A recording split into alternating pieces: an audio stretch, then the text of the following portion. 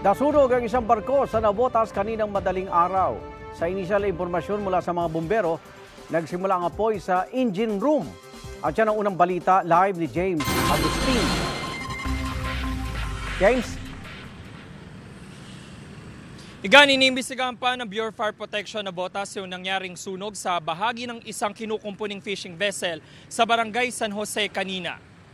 Mag-alas 4 ng umaga nang biglang masunog ang bahagi ng kinukumpuning fishing vessel. Sinubukan pa raw ng ilang stay-in na empleyado na apulahin ng apoy, pero hindi kinaya kaya tumawag na sila ng tulong sa BFP. Itinaas ang unang alarma. Nasa 4 na fire truck ng BFP ang rumisponde. Dagdag ang 6 na fire volunteer group. Agad namang napula ang apoy matapos sa mahigit 15 minuto. Sa imbestigasyon ng BFP, nagsimula ang apoy sa kanang bahagi ng engine room, pero inaalam pa ang sanhi nito. Ilang araw na raw nakadaong doon ang fishing vessel dahil kinukumpuni ang ilang bahagi nito.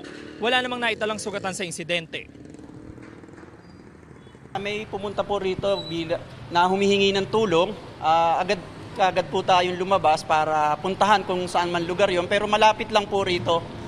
Kaya nakaresponde kagad tayo ng mabilis. Pagdating kagad natin doon, wala naman pong nakasagabal, kaya nakapaglinya po kagad tayo ng mga host natin. Bigla po natin na naapula po kagad ang apoy.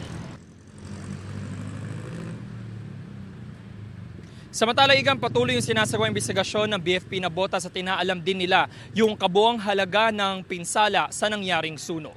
Yan ang unang balita mula rito sa Navotas. Ako po si James Agustin para sa GMA Integrated News.